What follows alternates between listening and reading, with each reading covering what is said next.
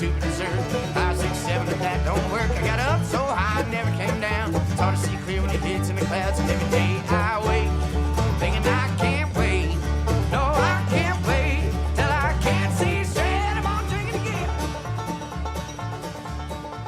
An unusual couple has started a podcast. A regular couple of guys. Kentucky Fried Roadkill. Da-na-na-na-na-na. Hello, everybody. Howdy. Welcome all. Welcome all. That was Treyton's rendition of the WandaVision theme for the 50s one. the 50s one. Oh, I guess there's a new theme for every episode, right? There is. The 70s one of which is the best of them all. The 70s one is very good. That was a good episode. The 70s, kind of 80s. Oh my God. The costuming. Amazing. Costuming in old-timey shows is always better. Like when you look back at this recent one I called it on here. I don't know if I called it on here. I definitely called it in my personal life. In your private life, but where no one heard it. Yeah, where no one heard it. But I called that they were going to do a Malcolm in the Middle themed 100%. episode. Because they did 2000s and they even had it's the 90s. It's the 90s? Yeah, because Malcolm in the Middle was 1997. Oh. 98, 97, one or the other. The 2000s episode. It stretched into the 2000s. Yeah, but it started, it's like a quintessential late 90s. But the next episode will be 2000s. Yeah, and that one is based heavily, I've heard, on The Office. Oh, okay. Yeah. I heard that they were going to do a Modern Family one. Oh, that's cool too. Yeah. Yeah.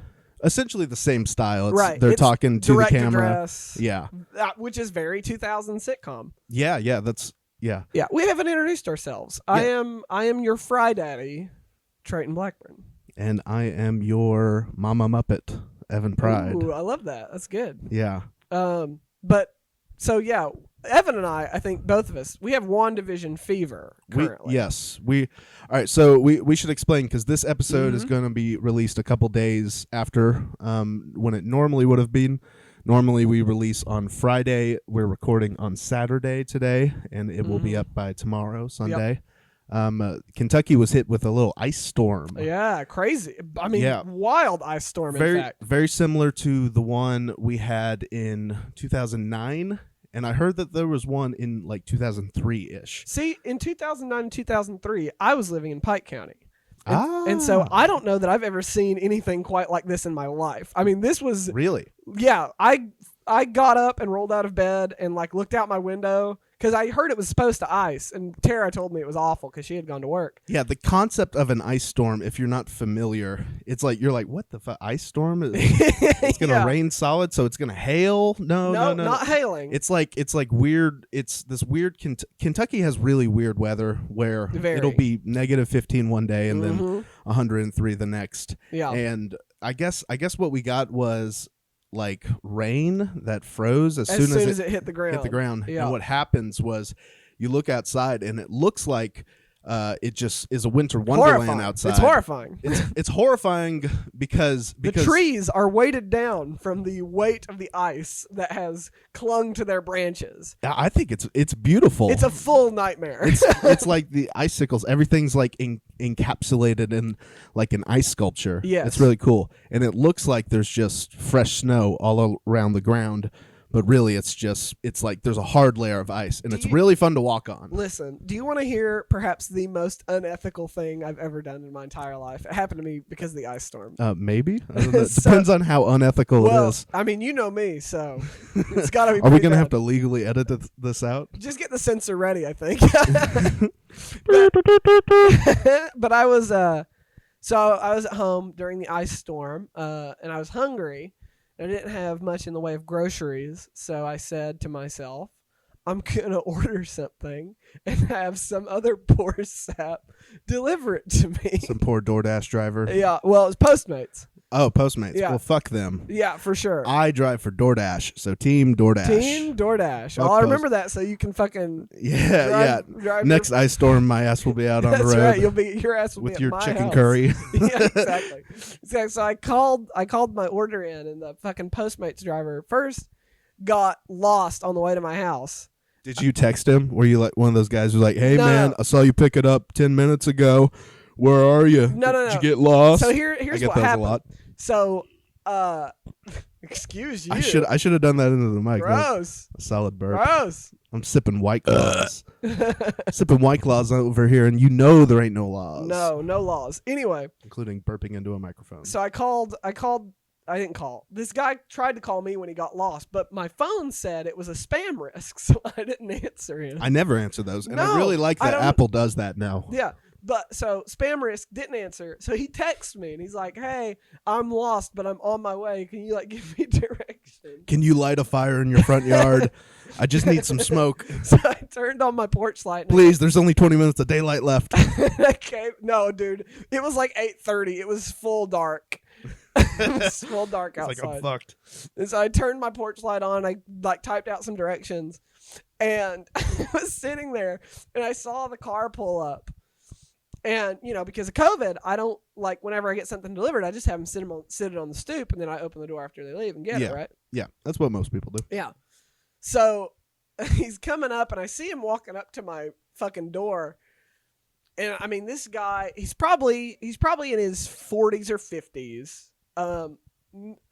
Not well put together is the way I would phrase it. Guy has got kind of hunchy, kind of not the best form and no. Not the best posture to be walking on ice. No, certainly not. And the guy steps on my sidewalk, not 3 feet from my door. Full slips. I mean, feet go above his head. Basket of food go up in the air. No, the fucker clenches my food to his chest. Like Spider-Man. Yeah, exactly. And hits I'm getting this tip. Yeah, and hits the concrete and ice as hard as I've ever seen anybody hit anything in my life. And he slides when he hits the ice, and I'm so embarrassed. You're like, this man just broke his hip. And he's laying on the ground, and he pulls his phone out, and I'm standing in the windows peeking through. He can't see me because I've got the blinds drawn, but I'm looking out toward him, and he doesn't know it. And he texts me while he's laying on the ground, and he says, "I fell, but I saved your food." I fell, sir. I think I broke my hip, and I have a bad knee, so I think that's gone too. I saved your food. But your food, And, it's fine. And before I could text him back, What'd you order? What food was it? it was IHOP. I got breakfast for dinner. You fucking piece of shit! You made this old man risk his life I know for breakfast and for dinner. eggs and toast. I could have made it home. Eggs and toast? Yeah. Oh, you didn't even get like an omelet or I a got pancake? sausage and bacon. I didn't have any meat at home, or I would have made it myself. Anyway, before I could text him back, he came up to my door and as he was giving me my food, because I decided, I was like, COVID be damned, I gotta help this guy. I gotta get his food. Yeah. So this motherfucker can leave. So I open my door, and he's trying to get up my stoop, but he steps on the steps, and he feels the ice after he's already fallen, and he slides his foot across the bottom step, and I'm like, dude, stop, don't. Don't. You don't need to injure And yourself then- further. Just drop the food. I'll get it. And then he puts his other foot on the fucking, because I've got shrubbery in front of my door on a small little incline. Yeah. And he puts his foot on the incline where the shrubbery is to try to climb the incline to get to my door. And I'm like, dude, stop. Dude, you've already fallen once. Give me the food and leave. And I tell him, thank you so much. I appreciate you doing this. You could have had a moat in front of your house. Yeah. He would have jumped it. Got it. He's like, I'm outside your house. I just need a minute to stretch before I jump over this moat. And so I look, and the worst part of it is the guy's wife, girlfriend, daughter. They're in the car? She's in the car. She's been driving. What? And She's just watching this. Yeah. I was like, oh, I felt so bad. I gave him a $10 tip How was for that. How was the eggs? It was, good. Bacon. Nothing, there's never anything wrong with an egg. But as I was eating it, I was like, this is blood food. I should not have done this. This is a bad look for me. I wouldn't order eggs takeout or delivery, because eggs are taste good for 2 minutes, 2-3 minutes after they're off their heat source. Oh, I completely disagree. Really? You I'll eat eat cold an egg eggs? ice cold. Ice Ugh. cold, I'll eat an egg. Ugh. You ever had a pickled egg? No. They're delicious. No, And I ice cold Imagine a boiled egg that tastes like a pickle. That's what a pickled egg is. I used to Delicious. eat boiled eggs. We would do I love boiled eggs too. boiled eggs are good. You do that little thing where you pour salt in the Yep, bowl and yep. you run around and Mhm. just a salty egg. How do you feel about a deviled egg? I love deviled eggs. Yeah. I used to not See, like them. You like eggs. when I like they're cold. I like okay. I'll eat a deviled egg when it's cold, but I like a deviled egg when it's warm. Interesting. more. No, I prefer them cold. When it's got like the hot center and it's like there's like a mustard. I used to not like mustard and like mayo and stuff, Yeah, and then I was adventurous. sure. Yeah, I and tried it. prefer. Do you do pickles in your deviled eggs? Yeah, Like yeah. sweet relish or dill relish? Well, I've never made deviled eggs, so Oh. just whatever's in there. But I prefer a dill relish. I don't in mind mine. a pickle. Love A pickles. dill is like a sweet pickle. No, a dill is a sour pickle. Oh, okay. Yeah. You're a big pickle guy. Big pickle guy. I came over to this guy's They house. called me Big Pickle for many years. couple years ago. The first time I ever entered your room, there was like Clowns hanging from the ceiling. yeah, I mean, puppets yeah, and- dismembered bodies all over the place, Yeah. and there was a mountain of Pepsi. Like it looked like one of those like center Pepsi kiosks that you see in like a Kroger, where they just have it all like a beer mountain. You had that Yeah. of Pepsi, or as you call it, Beppis. Beppis, yes, the Beppis. sweetest, most delicious Beppis. And then you had a very large fucking box of pickles, can of pickles. A box. What of they're pickles? fucking called? Jars. Jars. You Sorry. fucking psycho. There's a knock at the door and it threw me. Maybe it's the cops. Maybe. But we've had cops knock on the door here. Man, fuck a pig, man. Yeah. It ain't nothing for me to put a pig down. Jesus. Cop killer, Treyton Pride. Cop killer. Fuck the police. Fuck the police, man. Coming straight from Appalachia. That's right. That's From right. the slight One underground. of my very favorite Appalachian mountains. things I've seen recently is a note from like one Appalachian to other Appalachians, and they're like, all you Appalachian class traders who are fucking standing up for Blue Lives Matter, y'all don't respect or understand your history. You know why we started building hot rod cars? To run from the cops. And you know why we were running from the cops? Because fuck them, that's why. We weren't doing anything they liked. Fuck them. We tried to get down there. Did you know that Appalachia and the moonshine industry was the first time in American history that the United States government took up arms against the citizens? It just in what way? So Was there a battle or more of a slaughter? more of a slaughter than a battle. Okay. But essentially, whenever after the American Revolution, the Washington administration upheld Washington a liquor tax, which people living in Appalachia at the time did not take kindly did to. not take kindly to that at all, because moonshine was a huge industry. Yeah. Especially during Prohibition. And it was also, well, I mean, this is far before Prohibition. We're talking this was before. 1700s. Oh, okay. Very birth of the country.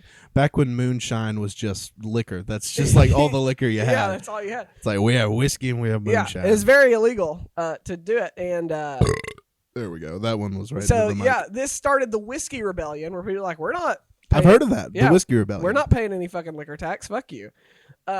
And it was in Pennsylvania primarily. Pennsylvania is like the very northern reaches of the Appalachian Mountains. Yeah. And George Washington, the president of the United States, and Alexander Hamilton. Oh, this was the one like right after the U.S. started, Yep. right? He came down there on his horse. Mhm. He's like, "What's going on down That's here? right. And Don't make me throw my teeth at you." And he and Alexander Hamilton slaughtered a bunch of Appalachian moonshiners Oh, for see, refusing to pay taxes. see, in my history class, they taught it to us like George Washington went down there on a horse and said, "What's going on down here?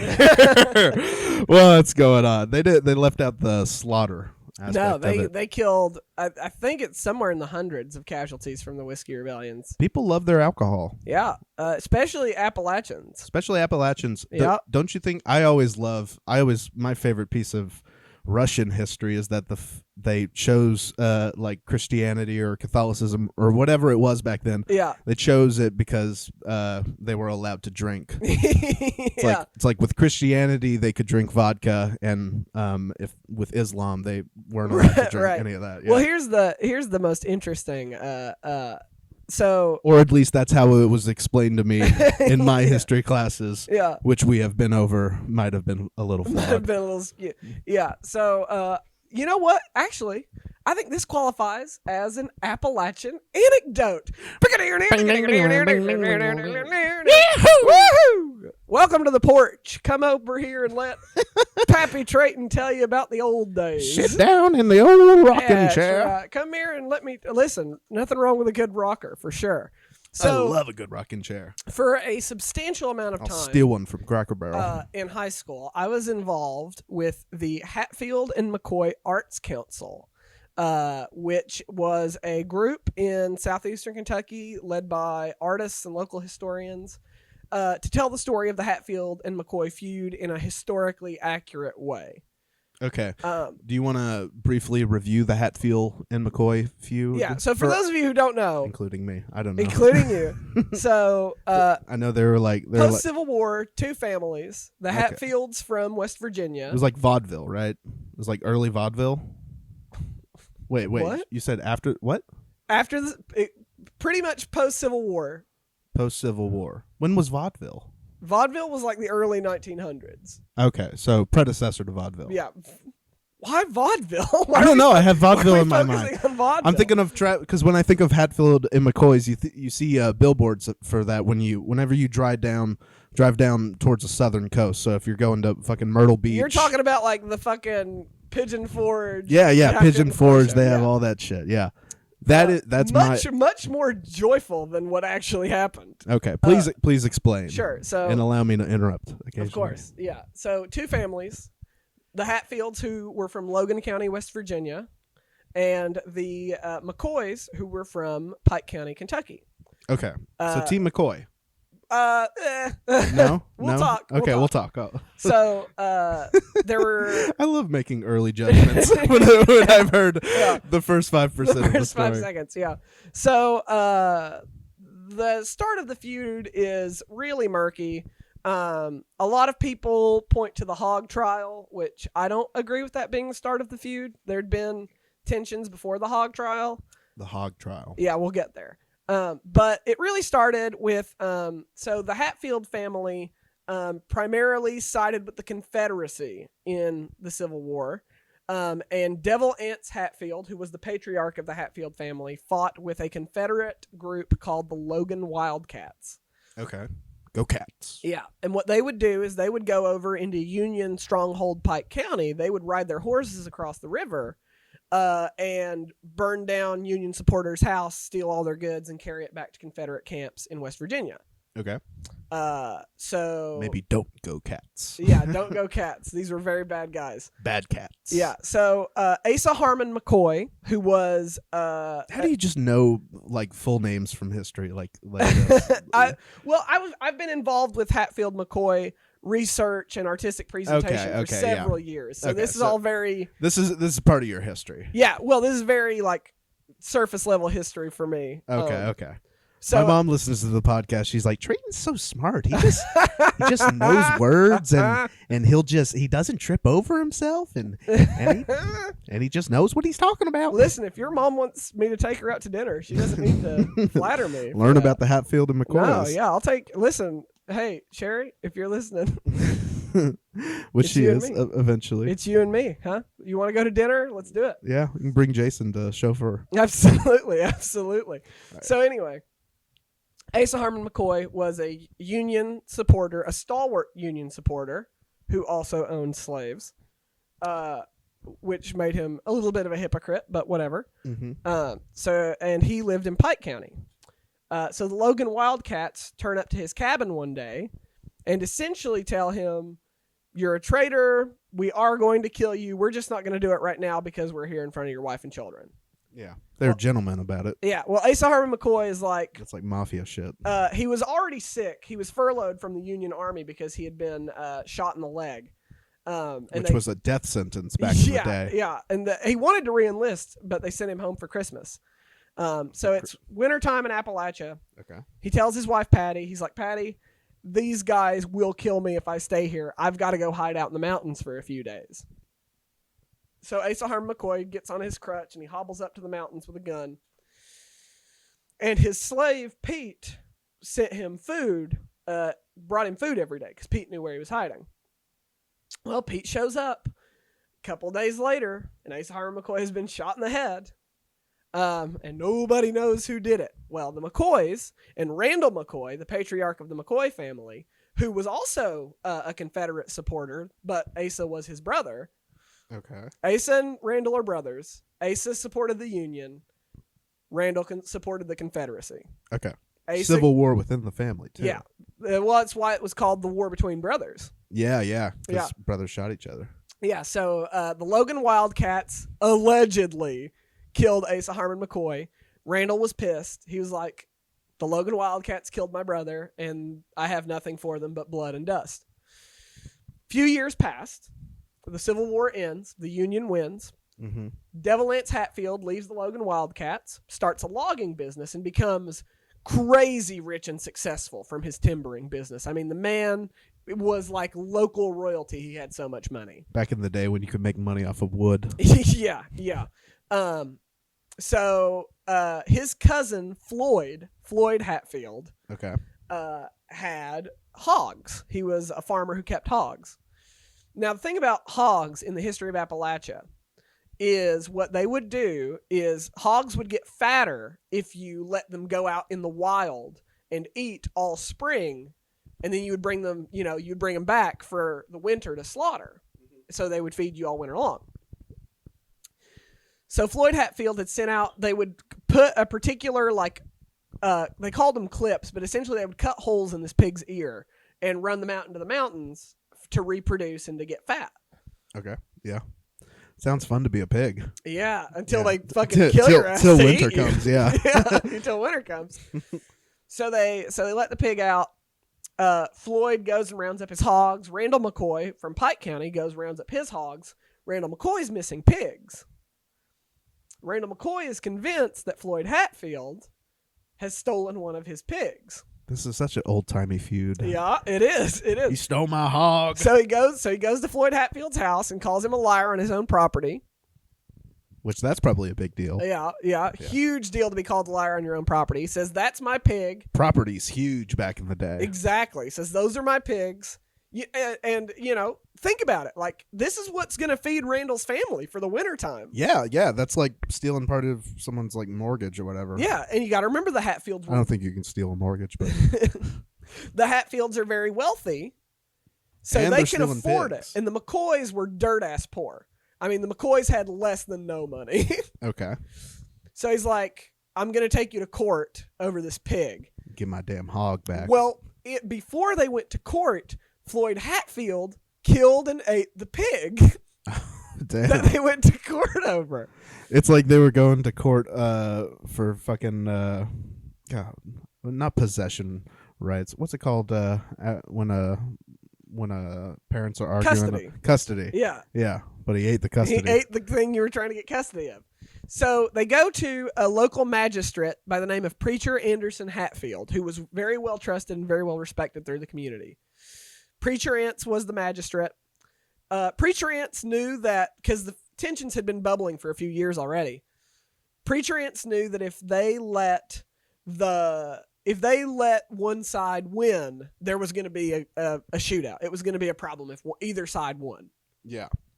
So Preacher Ants said, here's how we're going to do this. I want 6 members of each family to sit on the jury, because if the jury votes 6-6, it's a hung jury, and no one wins or loses. Okay. That was his plan. That was the strategy. So testimony is... But is there a turncoat in one of the families? So testimony is provided. Oh. And one guy, by the name of Bill Staten, gets on the witness stand and swears that he saw Floyd Hatfield mark the pig.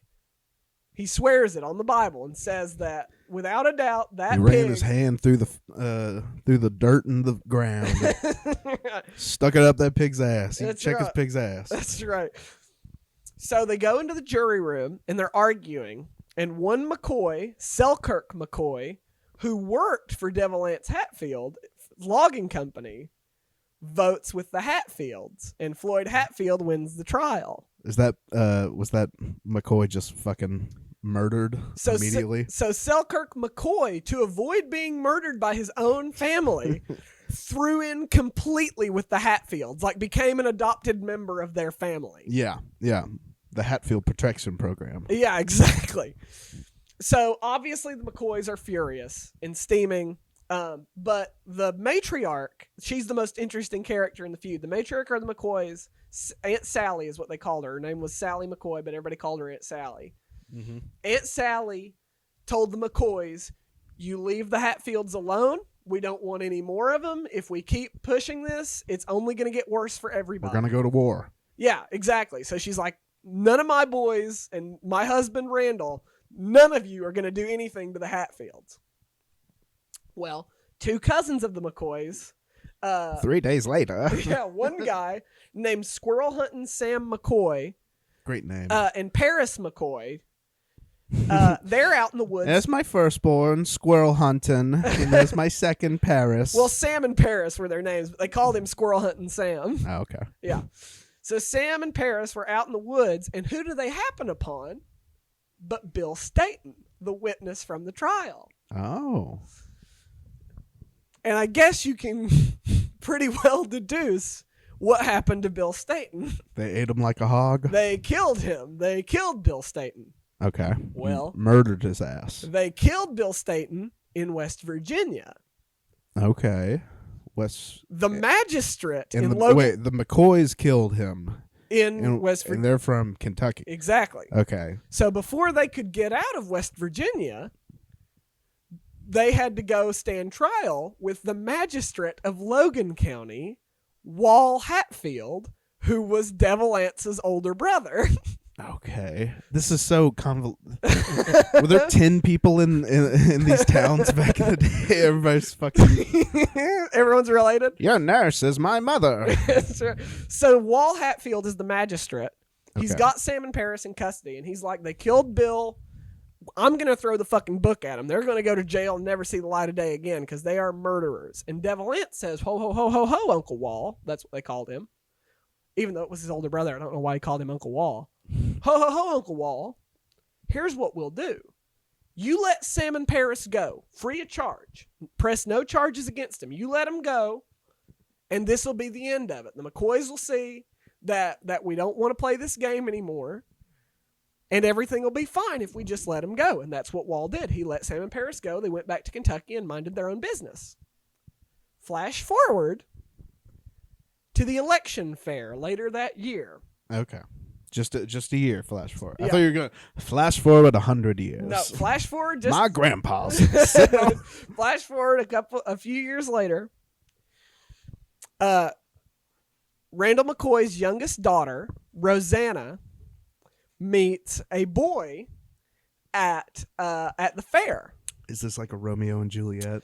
She meets a womanizer, a notorious womanizer by the name of John C. Hatfield, who is one of Devil Anse's sons. John C. Hatfield. Yep. I've heard that name. John C. Hatfield. Okay, I've heard that name. So John C. and Rosanna sneak off together during the fair, and nobody knows for sure what happened. But Rosanna McCoy did not go home that night. I'll tell you. Oh. She wound up in Devil Anse's house. Oh. So Devil Anse Hatfield now has not the guest Randall McCoy's youngest daughter in his house with his son. Jesus. Is that... Believe me, it gets bigger and better. This is the part that goes better. on. So Rosanna's staying with the Hatfields. Randall disowns her completely. Randall's like, you are no longer my daughter. It's like Game of Thrones. You I can't keep up with all these names. You are sleeping in bed with the enemy. You're not my daughter anymore. Okay. Rosanna's brothers just cannot live with the fact that a Hatfield is fucking their sister. They cannot stand the idea of it. So one day when Jauncey is out and about, they knock him off his horse, kidnap him, and take him over into Kentucky and hold him hostage in a schoolhouse. You could just cross the state lines back then, and it'd be like crossing country lines. So, like, did you watch the History Channel miniseries of the Hatfields and McCoys when it came out? Obviously not, no. Okay, so the miniseries is not super historically accurate, but what's interesting is the way that they portray the Tug River, which is the river that is the boundary between West Virginia and Kentucky. It's like a fucking stream. Like, the Tug River is not a big body of water, but it's not a stream.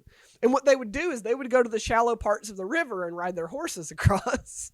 Okay, but it was like it was like 30 feet deep or some shit like that. In the deepest parts, yeah, but like even in the shallow parts, it's like 3-4 feet deep. Okay. So anyway, they capture Jauncey, take him across the river. Okay. Rosanna runs barefoot through the night back to the Hatfield's house and says, "Devil Ants, my brothers have Jauncey. They're going to kill him if you don't get a posse together and go get him back. But you have to promise me if I tell you where he is, you're not going to hurt my brothers." So Devil Ants gives his word. "I won't hurt your brothers. Just tell me where they're holding my son." And he goes off through the night on horseback with a posse of 13 guys, kicks the shit out of the McCoy boys. I mean, really roughs them up pretty bad. 1 on 13? Huh? 1 on 13? Well, there were 4 brothers. Okay. 4 brothers and 13 guys on horses. Okay. Yeah. So they rough up the McCoy. It's like a Red Dead Redemption side mission. Yeah, exactly. So they bring Jauncey back, and Devil Ants, Jauncey and Rosanna want to get married. Jauncey and Devil Ants is like, no.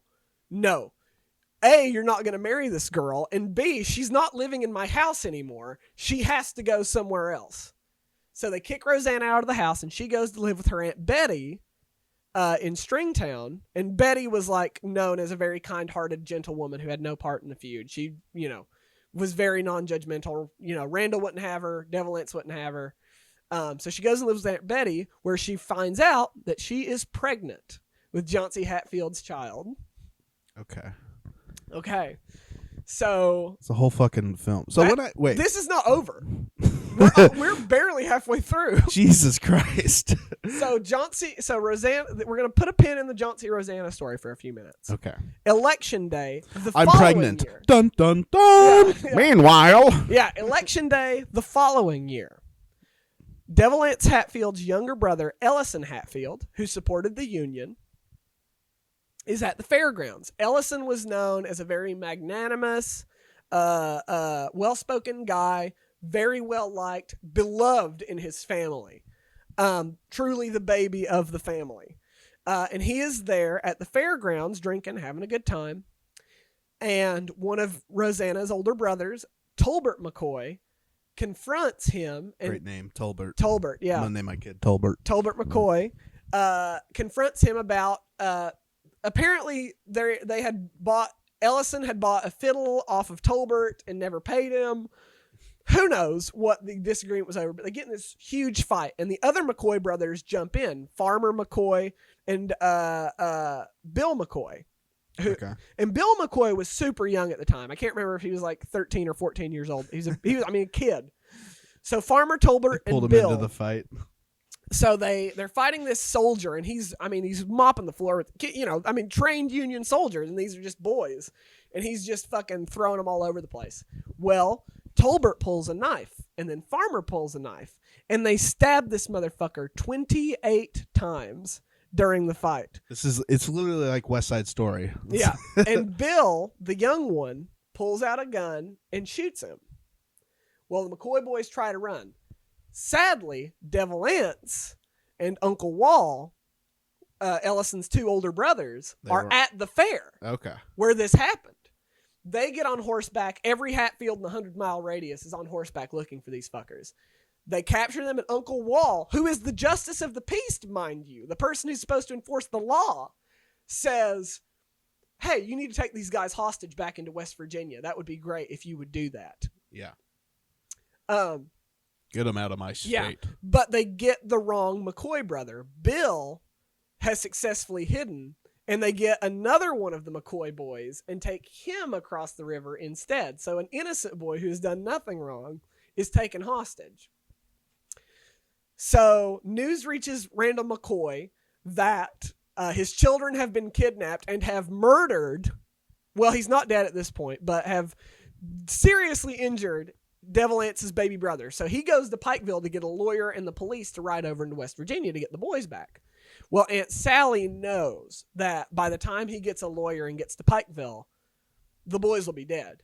So Aunt Sally gets on a horse and she rides to the Hatfields' house and she speaks to Devil Ance Hatfield alone on behalf of her boys and says, you have to promise me if Ellison lives, you won't kill them. I know, Devil Ance, I know that you're a good man with honor.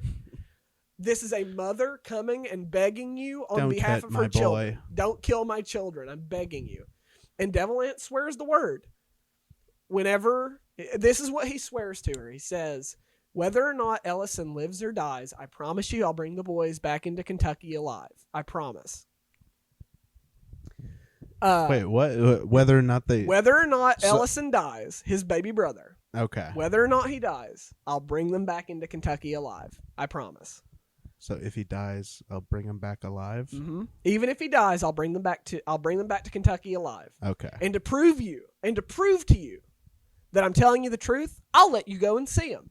So long as you promise you're not going to bring any McCoys over here to break them free. So he takes Sally to the boys. She gets to have a moment with her sons. And then at nightfall, he sends her back. Well, later that night, Ellison Hatfield dies. Devil Ance is heartbroken, according to history. And he is asked by Selkirk McCoy, allegedly, well, Devil Ance, you said that even if Ellison dies, you'd bring the boys back into Kentucky alive, and you swore that you would kill them if Ellison died. So which promise are you going to keep? And Devil Ance answered, both. So he takes the boys and he puts them in a wagon, and he rides them over into Kentucky, and just as soon as he crosses the river, he ties them up to 3 trees and shoots them dead. What? He brought them back into Kentucky alive, just like he promised. Oh, and then he killed them on Kentucky ground. Okay. So the McCoys have gotten pretty tired of the Hatfields killing members of their family. Yes. Feels like the Hatfields are on top. Yeah, very much so. So the McCoys get into contact with a lawyer from Pikeville, who's also a distant cousin by the name of Perry Klein. Perry Klein was a very shrewd lawyer. He was in Pikeville, he's very well renowned. There's stuff named after Perry Klein. There are probably even some of his ancestors who still live there. But he was known for being very well spoken and very shrewd. And what he did is he hired a guy, a Pinkerton man, and they were essentially hired mercenaries that operated after the Civil War, the Pinkerton guys. Mm-hmm. So he hires this Pinkerton mercenary by the name of Bad Frank Phillips. And what Bad Frank did was what his job was is he would go outside of the law into Kentucky or into West Virginia, arrest Hatfields, and bring them back into Kentucky. And as soon as he crossed back into Kentucky, the lawyer would be there to arrest them as an officer of the court. So technically, they were arrested on Kentucky soil. So much of this has to do with just county lines and jurisdictions. Very much so. So he starts picking off Hatfields left and right. Meanwhile, Johnsy Hatfield has started a romance with another McCoy woman by the name of Nancy. Now, what Nancy is doing is Johnsy is very involved in the Hatfield schemes. You know, at this point, they're taking pot shots at McCoys from across the river. You know, they're killing people left and right. It's a feud now. People are just shooting at each other openly now. Well, Nancy, during pillow talk with Johnsy, is getting information about what the Hatfields are going to do next. She's going and telling her family what the Hatfields are doing. She has made a strategic war marriage to spy on the Hatfields. Jesus Christ. And she's feeding the information back to her relatives. Strategic war marriage. Yeah, exactly. I'm getting married. We're going to war. So the Hatfields eventually figure out that this is happening. But they don't want to piss off Johnsy because they can't, risk losing him.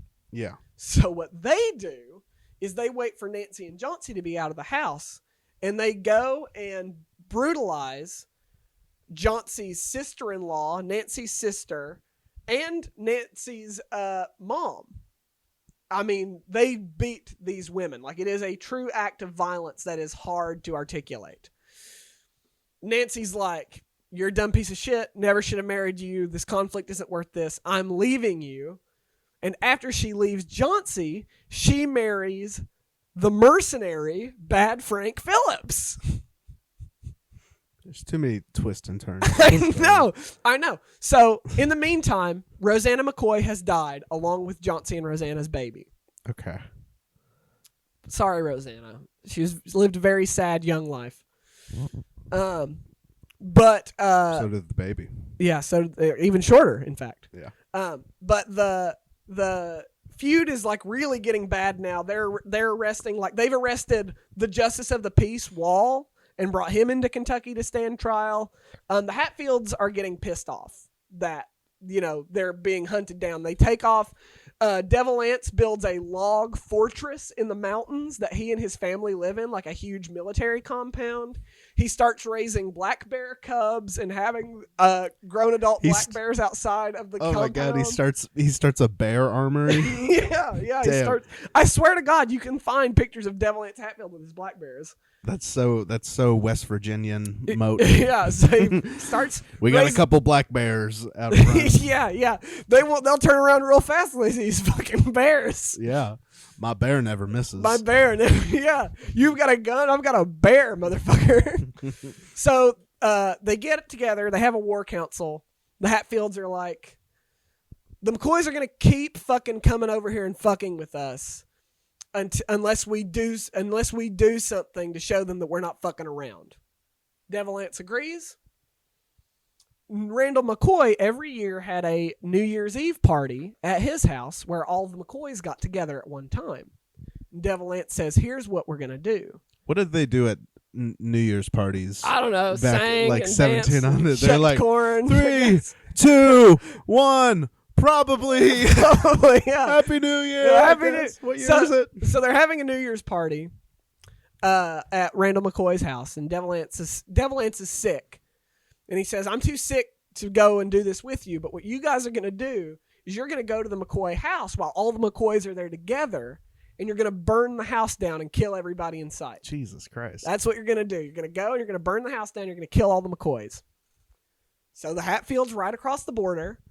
Randall's having his New Year's Eve party inside, and they burn the McCoy's house down with all the McCoys inside. Now, the McCoys can't catch a fucking break, man. Most of them escape. They caught a break. Most of them escape, but Calvin and Alifair McCoy, two of Randall's children, are shot and killed, and his wife, Aunt Sally, stays in the house to try to protect it.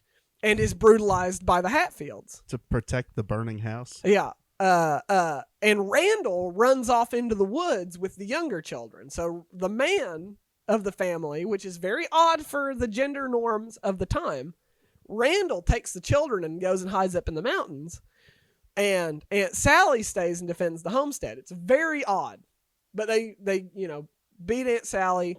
The house is burned to the ground. The McCoys move in with Perry Klein in Pike County.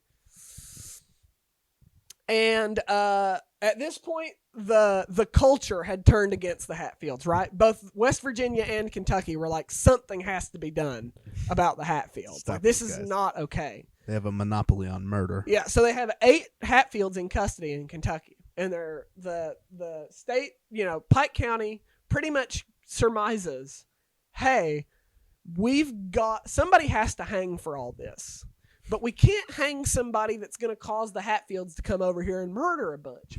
Who can we hang? We have to be very strategic about who we hang. Yeah. So who are we going to hang that will satisfy the bloodlust of the McCoys, but won't provoke a reaction from the Hatfields? And so they killed Archduke Franz Ferdinand. And started World War I. So throughout the feud, there is a Hatfield relative whose name was Ellison Cotton Top Mounts. He was an illegitimate son of Ellison Hatfield, And obviously, writings of the time are very problematic, and we don't know exactly what was going on with Cotton Top, but he's often referred to as a half-wit.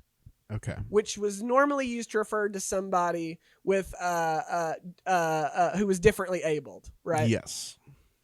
So Ellison Mounts was there the night of the cabin raid and said he shot Alifair McCoy. Instead of denying what happened, he confessed. Is to that the murder first of giveaway Alifair that he McCoy. might be a little half-witted? Oh, that's not nice. That's not very nice at all. I shot him. No, you're supposed to deny. They probably took advantage of him. Okay. Because he was probably differently abled at the time. And the Pike County court said, perfect. We'll hang him. The Hatfields won't come and try to save him. Well, Ellison Cotton Top believed to the very end that the Hatfields were going to ride over the hills and protect him and rescue him and shoot up Pikeville. He thought for sure they were going to come and save him. Well, the mercenary Bad Frank Phillips, who had rounded up all these Hatfields and was the reason they were standing trial, he has a change of heart in the 11th hour when the court announces they're going to hang Cotton Top. He gets shit-faced drunk. He walks into the Pike County. He's like, what, these guys, they're okay. We got to hang someone. He walks into the Pike County courthouse, guns blazing, Jesus, and says that they're not going to hang Cotton Top and that it's bad luck to hang a half-wit. That's what he says, according to the historical record. Oh. So if it weren't for the times, the name of this episode would be "Bad Luck to Name a Half-Wit." To hang a half-wit. Yeah. So he, of course, he's no match for the police officers. They arrest Bad Frank. They throw him in jail with Cotton Top in the same cell as the man who arrested him. And he's like, "You don't have to do all this, Bad Frank. They're gonna come and rescue me." So the city of Pikeville builds a gallows at the bottom of the tallest hill in town so that everybody can come and watch. Okay. Yeah. They make Cotton Top ride on his own casket to the gallows. Jesus. Yeah. They take him to the gallows. The Hatfields don't come. They hang Cotton Top. He dies. They put his body in this casket and throw it in a ditch somewhere. And that was the end of the feud. The violence stopped after that. The strategy worked exactly how they wanted it to, but legend says that Pikeville, Kentucky is still cursed because we hanged Cotton Top. It was the last public execution in the state of Kentucky. Oh, you've told me about that. Oh, okay. Yeah. So this all goes back. So that's the Hatfield and the McCoys. Yeah, that's pretty much the abbreviated story of the feud. Interesting. So you want to know how stupid I am? Yeah. So when I was talking about vaudeville and all that, I thought the Hatfield and the McCoys were like two different performance families, and I thought the feud was like that one family stole another family's like bits. And like they stole their routine, and so they were warring. Because literally, you have to understand. My only fucking. So I guess when you go to fucking Myrtle Beach or whatever, and you see all those Hatfield and McCoys, is that just plays about the whole story? Well, it's the Hatfields and McCoys have become or is it living members of the Hatfields and McCoys no, still? Certainly not. And they're still angry. They still go there and they're. I'll tell you the problem. Well, listen. You hung a half-wit, hold on. You're ahead of me. Because remember, this was a story about my life before it was a review of the feud. Oh, yeah. So before it turned into a 15-minute history lesson. So the Hatfields and McCoys became a cultural mainstay just because of the audacity of the story. There's a lot of theories that say that the country needed a group of people to other after the Civil War to unite, and that group was Appalachia.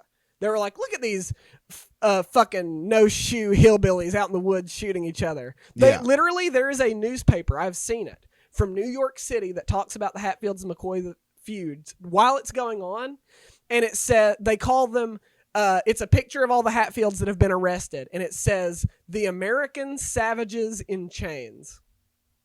That's what they called them. New York, always got to hate someone, right? Yeah. Well, and it was the whole country. I mean, people couldn't get enough of the story. Interesting. Yeah. It was a cult. It's the reason that the name still persists today. The Hatfield and McCoys. So That is obviously, interesting. it's like a mafia story. Yeah. It's like a mafia story in the mountains. Yeah, exactly what it's like it's because it's got like the hot-blooded like you killed my brother, now we're gonna come over there and we're gonna burn your You're entire gonna burn your house cabin. down. It sounded like Game of Thrones shit, like red wedding shit and just spite marriages and It's wild. Yeah. So I was part of an artistic group that was trying to create a play that told that story honestly, right? With all the historical intricacies intact. So I was part of this troupe, and what we would do is we would go to the different historic sites in West Virginia and Pike County, and we would do monologues in character as different members of the feud. I played Cotton Top. of course I did. I played Cotton Top. And typecasting. and eventually we got the sites of people, ancestors of the families. Well, there is one very wealthy descendant of Devil Anse Hatfield, whose name I will not say because he is very, very, very wealthy. And alive. Yes. And we'll call him... And capable of downloading podcasts. Yeah, we'll call it... Well, who knows? We'll call him Homer. We'll call him Homer Hatfield. Oh! Yeah, exactly. So Homer Hatfield... And then, let me give you... So Pikeville has an airport, but it's fucking a podunk, rinky-dink airport. Like, biplanes come into this airport. Yeah. Just hot air balloons. Homer Hatfield flew a private jet to Pikeville, Kentucky's airport. Like a big jet? Like a full-size jet plane. Like a G6. To see our monologues. Oh. To see our monologues. The show you were in. Yeah, to see the show I was in. Did he enjoy the show? So we're going around. Because people who are that rich who come to see just community theater, if he didn't like it, I'd imagine he would stand up in the middle of it and be like, "This production is an abomination. I'm leaving and I expect everyone to follow me." Yeah, so we're there. We're doing the monologues. We're going to, the cabin where the hog trial happened is still around. The trees where the McCoy boys were shot, they're still around. So we're doing the monologues at these different historic sites. And I do my monologue, and we get to the pawpaw trees where the boys got shot. And as we're doing the scene with the boys, this fucking, for lack of a better term, mountain man comes out of the woods. Dude's got a fucking wide-brimmed hat with a raccoon tail hanging off of it. He's got like a fucking bloodhound dog follow him, overalls, axe over his shoulder, no shirt, fucking tattoos, long ass beard, big ass glasses, MAGA hat, MAGA flag as a cape. Yeah. So guy walks next to Homer Hatfield, who is in a full 3-piece suit, very, very suave. And he starts talking to this guy. Where'd you fly in from? Well, actually, I flew in from. Yeah, exactly. So the two are talking back and forth. And eventually, like during the scene, Homer Hatfield and the mountain man turn their backs and start talking real close together, right? So, and then the mountain man walks up into the hills again. Okay. So the scene ends. We're like, hey, did you see that fucking guy? What the fuck was that about? Mountain Man comes back with a crate full of moonshine. And Homer Hatfield pulls out his wallet and gives this guy like $300 and takes the crate of moonshine and gives it to his assistant. And he looks at all of us, the cast, and says, "Don't tell anybody about this." About this illegal moonshine deal. Illegal moonshine deal.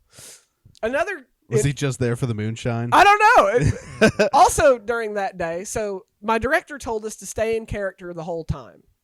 Yeah.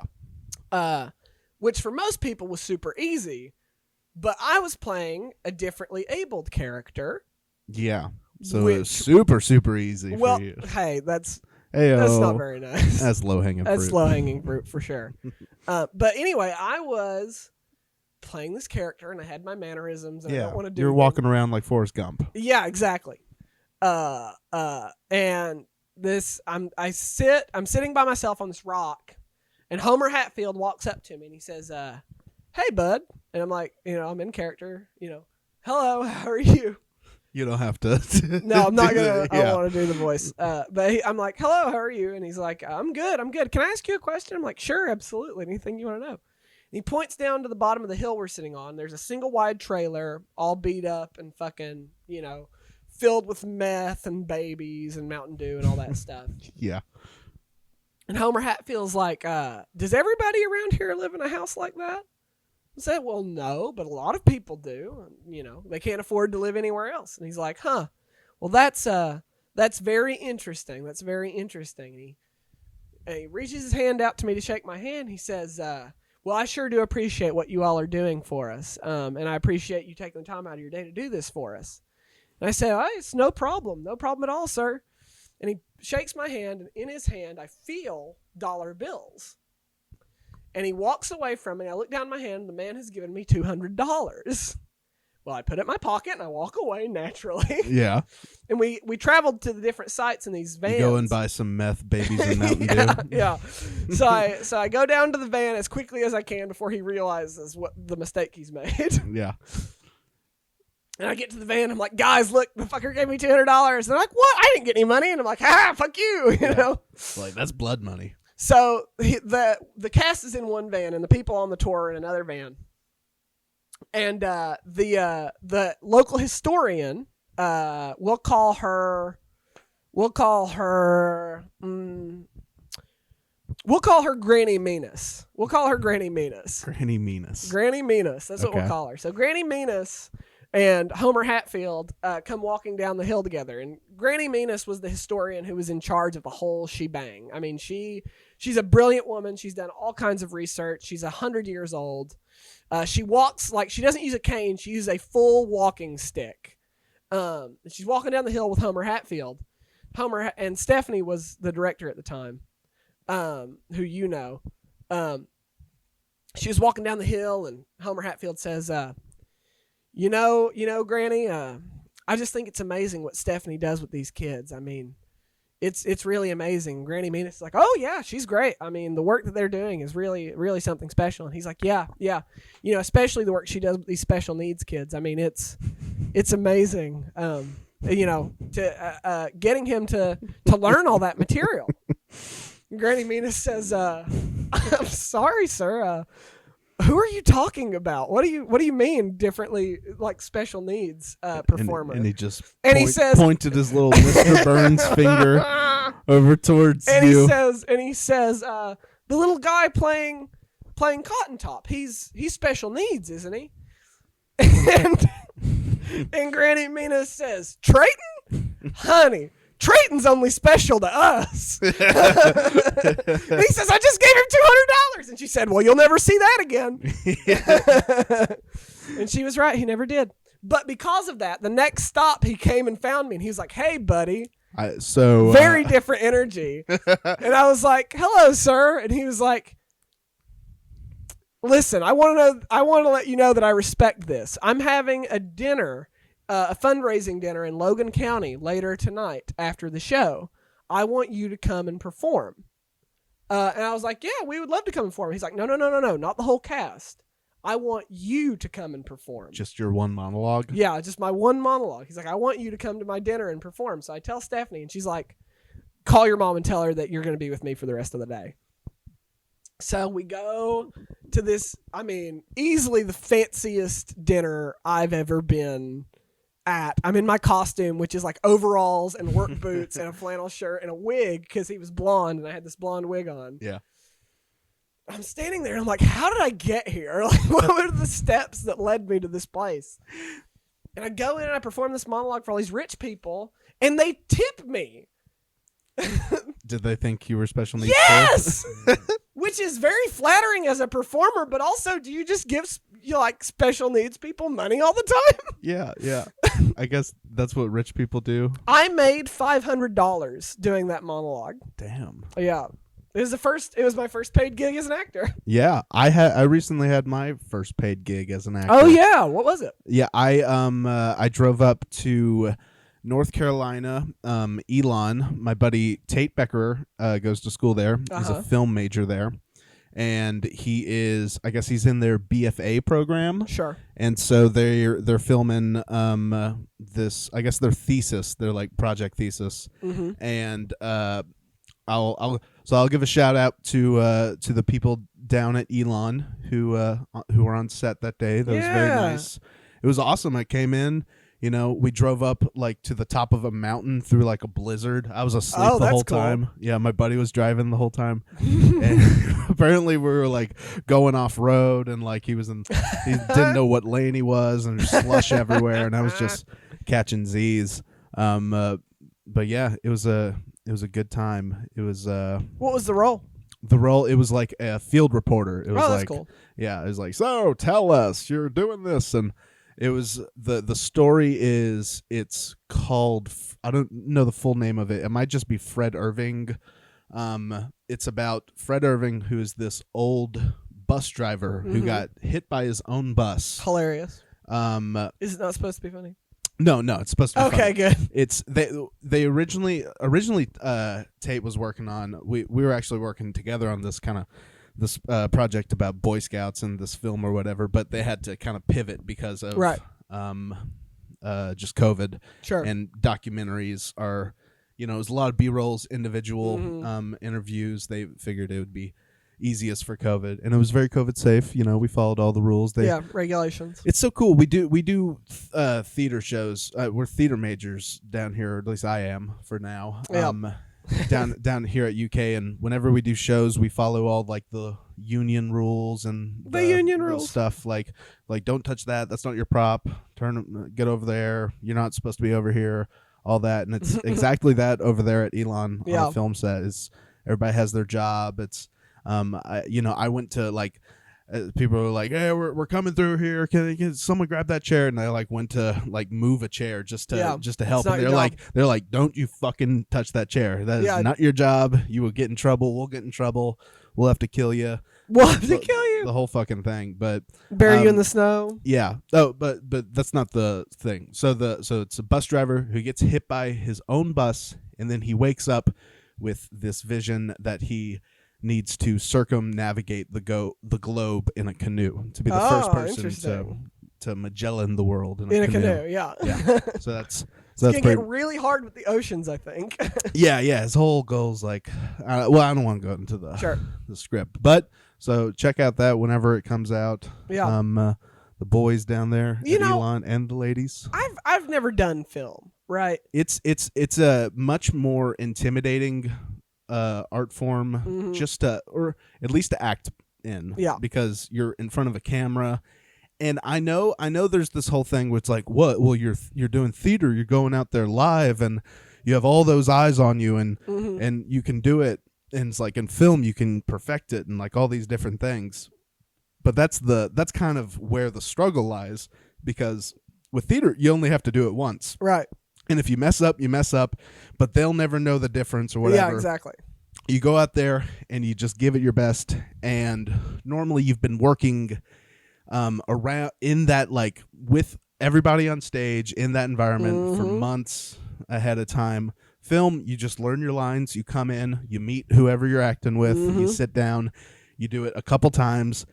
Everybody's off camera, and like nobody. If you're doing a funny scene, which is tough for me because I'm normally a comedic actor, right? So I'm trying to get people to laugh and shit. And like if someone laughs during a film take, it's like cut. All right, fucking Fred, scrap laugh. that. Yeah. So scrap that. So it's stressful, and the idea of perfectionism, the idea that you have multiple takes to get it like completely right is a thing that stresses me out. Here's no end. And here's the thing, like it's very different stylistically, right? So like I took an acting for the camera class, and it like solidified my not wanting to be an actor. I was like, no, this is not. I remember you telling me about that, and then my thought was, okay, that solidifies me not wanting to take that class. Yeah. Well, which I did anyways. Well, and the thing, like, Useful nothing. stuff. That's not a bash on the class. I will say that it may be one of the best acting classes I took in all of college. No, and I know why. It's because it reveals everything that screen actors have to do Right. to be successful, and all the fucking self-tapes and the brutal just reality of auditions, which is just being cattle called into these auditions, and you're perfect for the role, except you're just a couple inches shorter than what we're looking for. So it's fucking brutal. Well, and also, like, I don't think, and I feel this way about the podcast too, I just don't feel like my voice translates well to a recorded medium. Like, I always think that my voice sounds very odd in recorded formats. Yeah, well, that's me too. Sure. But I think that's just a personal thing everybody has. You know, most people don't record themselves talking or performance or whatever. So it's an entertainment field related problem. But hearing yourself talk, hearing your voice, it is not how you picture your voice. Well, yeah, and seeing yourself too, right? Like, oh my God, that's so tough. I am the twitchiest motherfucker who's ever lived. You are. You're extremely twitchy. I'm extremely I'm twitchy. twitchy too, but I'm twitchy in like so small ways that like you think I'm having a stroke, but I'm just like doing these minor little twitches. Do you twitch when you sleep? I don't know. I'm asleep. Yeah, but like, does Tara ever wake you up and like you were just jerking? And Tara says I chew in my sleep. You chew. Tara says that she'll be laying there and she'll just hear. Just chewing. Do you wear a mouth guard? No. When you sleep? Because I don't grind my teeth. I grind my teeth. With a mouth guard, I can still. Yeah, I grind my teeth, and I don't know what it is. I think it's your brain is half awake, and so whatever, it's like shit's going on in a dream, and it's like a missile's coming towards you, and so you like dodge it in your dream, and then in real life, like half of that, your brain catches like half of that, like, oh, we're moving, and so like my arm will go like, huh? Tara has a lot of good stories about me being asleep. Another good one is so whenever something funny happens in a dream that I'm having, you laugh. I laugh myself awake, fully awake. Like I'll laugh myself awake. That's good. It's very, very, and she can't stand it. She's like, I sleep better when he has nightmares. I tell you. One time I was asleep and we were laying there and I stuck my arm fully up in the air, like fully like vertical up in the air, and she woke up and she was like, "Hello, what are you doing? Why is your arm up in the air?" And I didn't wake up until she grabbed my arm and pushed it down. I was like, "What the fuck are you doing?" Why are you being weird right now? Yeah, and she was like, "Your arm was up in the air and you were asleep. Why were you doing that?" That's great. Yeah, she says I'm a nightmare to sleep with. I'd imagine that. Yeah, dude, yeah, I'm always jerking around. All right, let's see. I'm always here. jerking around too, but that's very different.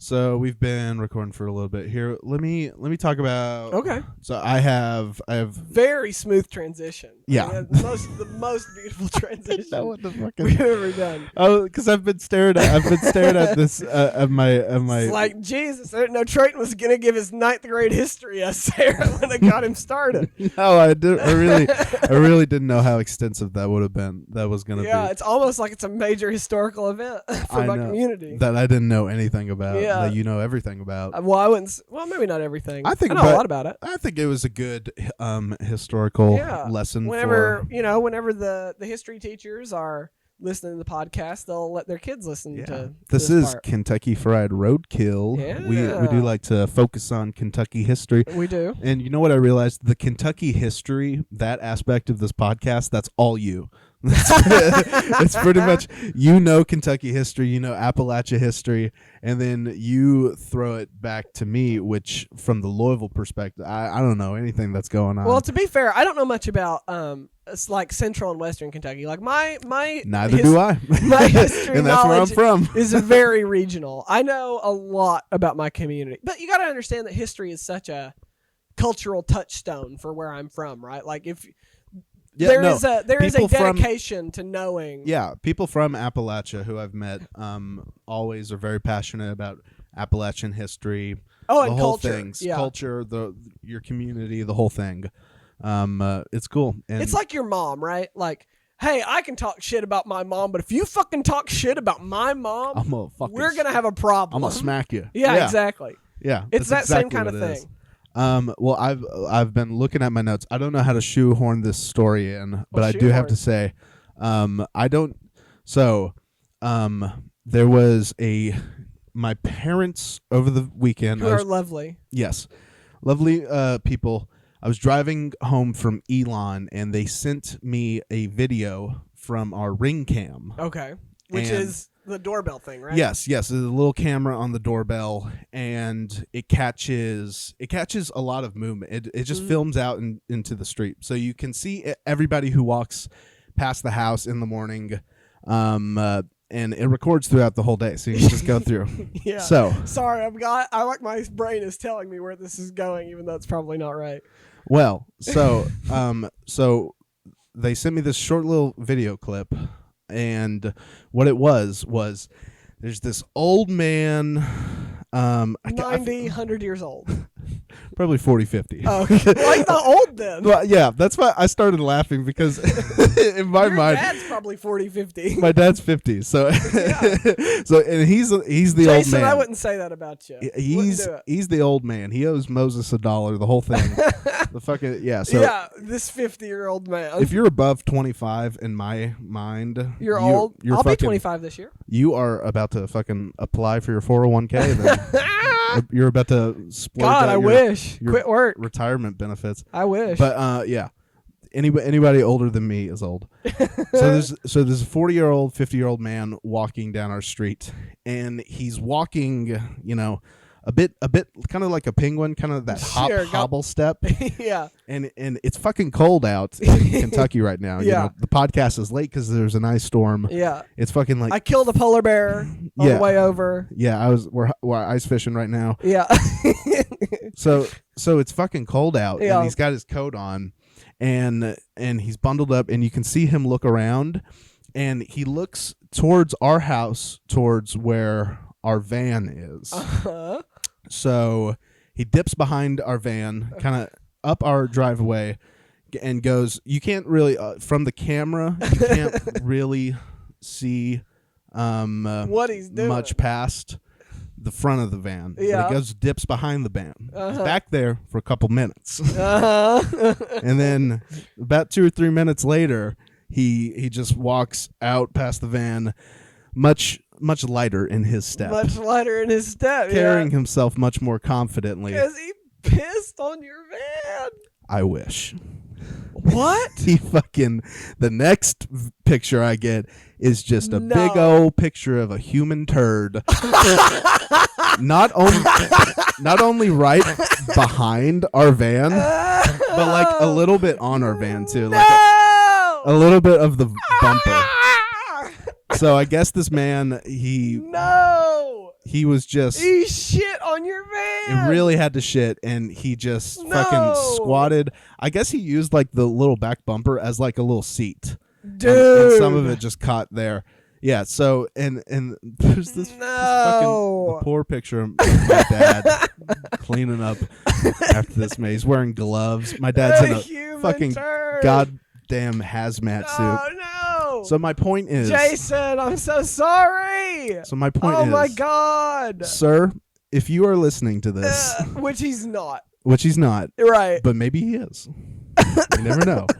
Whoever shat behind our van... My dad. My dad would like to have some words with you. Why did he do that? Why? But just the confidence. Why not even like... I admire listen, this if man. If you're gonna shit somewhere, do it in the yard where the grass is. By the way, like 6 a.m. Like a 6 a.m. shit. Early morning shit. So I don't know what happened. I don't know if he left his house to go on like a morning walk, and he realized that his coffee is hitting him a little faster than normal, or I don't know if he was like walking back from like the bars after a night before. I don't know what the story is. But a man shit on our van. Man. And I wanted to share that with rough. the podcast world. That's rough, dude. Yeah. That's very rough. I wonder if it was frozen. I didn't really... I mean, probably easier to clean up that way. Yeah, we You know, you don't want it warm. That's for sure. No, you don't want the fucking cheese touch like Diary of a Wimpy Kid. Oh no, that's so awful. Yeah. That's so terrible and awful. So we've had some bad luck with that van. This happened before we started. Listen, if that were me, the van's gotta go, right? That van, it broke down on us like a month ago. We were coming back from visiting my grandpa, and it broke down on the side of the road. Smoke coming up through the thing. My buddy had to come pick us up outside of Indiana.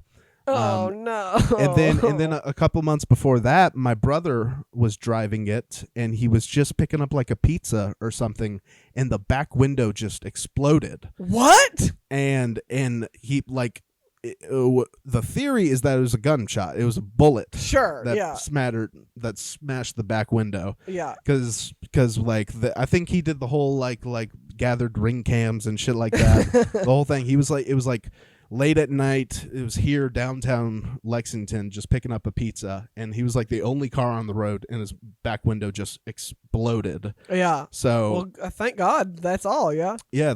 And it went through, and it hit like the back right, and it like cracked that window too. So the theory's a bullet. Yeah. Holy shit. That van has not had a. The fun van life. is cursed. But it's a. Did you hang a half-wit in that van? We did. Oh no! See, it's cursed. You got to get rid of it. Throw it out. Oh God, what should be the episode? The name of this episode? Definitely not hang a half-wit. I was gonna. I'm sure. Listen, I'm sure that I'm like, I've only said it because of the historical accuracy. I do want to be very transparent and say the word makes me very uncomfortable. And I don't love the fact that we've used it so much in this episode. Okay. I swear, I do not love it. I do not love it. Well, thank you for clarifying. You're welcome. Well, this has been a fun, history-packed episode. Yeah, very historical. Yeah, let's see. We'll go ahead and wrap this up. We've been email recording for a minute. Yeah. I do want to say we have an email that I just made at or I guess they don't do ats in emails. They do it. That's in the middle of the email. Yeah. So KY Fried Roadkill at gmail.com. Yeah. That is KY Fried Roadkill at gmail.com. That's also our Instagram handle. Yeah. So we have an Instagram and an email, and if you want to write in any questions, any love letters, comments, love letters, nude photographs, concerns, clothed photographs, yeah, or just any feedback on the show, or just how you liking it, anything you'd like to know from us. Do we have a question that we'd like to ask them? Yeah, let's send them off with next episode we are going to talk about WandaVision. It's going to happen next episode. Yes. If you've watched WandaVision, send us your theories as to where it's going. Yes. We've got 3 episodes left. We're entering the 3rd act. No spoilers. But tell us what you think's going to happen. And we should do a Kentucky themed question, right? Oh yeah. So 2 questions. If you're not from, my theory is that most people who listen to this podcast are from Kentucky. Yeah. And know us in one way or another. But sure. We may be growing. Who knows? So we'll do this. If you are from Kentucky, email in where you're from and your hometown's like big story. Oh yeah, I like that. So Pikeville is the Hatfields and McCoys. Yeah. Louisville's. We'll get a couple people from Louisville maybe writing in, so we'll let them tell. So the people who wrote the Happy Birthday song are from Louisville. Okay. So people who wrote Happy Birthday, write in. I'm sure they're dead.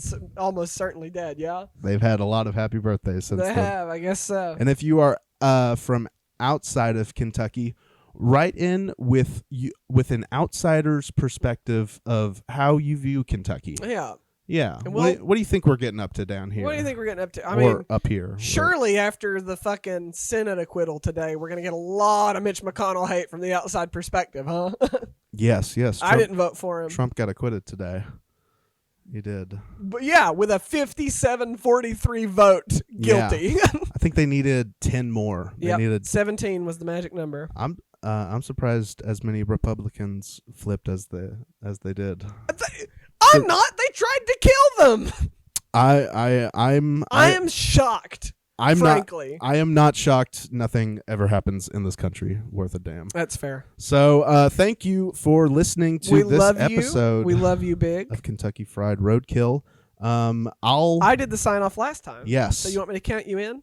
Yes. Yeah. Okay. I'm gonna give it to you on a rhythmic count. Okay. Oh, and I have to go with your rhythm? No, you don't have to go with the rhythm, but I just want to give it a little sway into going. Give it some color, right? Okay. So, and a 1, and a 2, and a 3, and a 4. Cut that boy down. We shouldn't hang him here. It's gonna bring a curse on our family for years. Okay. Hey, there we go. Kentucky Fried Roadkill. Woo-hoo! Okay.